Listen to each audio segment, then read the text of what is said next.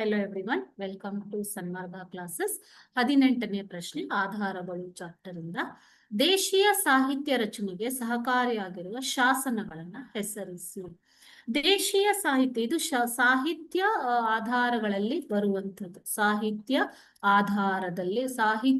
ಆಧಾರಗಳಲ್ಲಿ ಬರುವಂಥದ್ದು ಅಲ್ವಾ. ಸೊ ದೇಶೀಯ ಮತ್ತು ವಿದೇಶೀಯ ಎರಡು ರೀತಿಯ ಸಾಹಿತ್ಯಗಳಿವೆ. ಸೊ ದೇಶೀಯ ಸಾಹಿತ್ಯ ರಚನೆಗೆ ಸಹಕಾರಿಯಾಗಿರುವ ಶಾಸನಗಳು ಯಾವುವು ಅಂತಂದ್ರೆ ಹಲ್ಮಿಡಿ ಶಾಸನ. ಇದು ಮೊಟ್ಟ ಮೊದಲ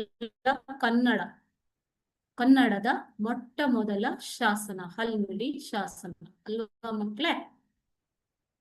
ಅಲಹಾಬಾದ್ ಸ್ತಂಭ ಶಾಸನ, ಹಾಥಿ ಗುಂಫಾ ಶಾಸನ, ಉತ್ತರ ಮೇರೂರು ಶಾಸನ ಚೋಳರ ಕಾಲದ, ಐಹೊಳೆ ಶಾಸನ ಮತ್ತು ತಾಳಗುಂದ ಶಾಸನ ಇವು ಪ್ರಮುಖವಾದ ಶಾಸನಗಳು. ದೇಶೀಯ ಸಾಹಿತ್ಯ ರಚನೆಗೆ ಸಹಕಾರಿಯಾಗಿರುವಂತಹ ಶಾಸನಗಳು ಯಾವುವು ಅಂದ್ರೆ ಹಲ್ಮಿಡಿ ಶಾಸನ, ಅಲಹಾಬಾದ್ ಶಾಸನ, ಹಾಥಿ ಗುಂಫಾ ಶಾಸನ, ಉತ್ತರ ಮೇರೂರು ಶಾಸನ, ಐಹೊಳೆ ಶಾಸನ ಮತ್ತು ತಾಳಗುಂದ ಶಾಸನ.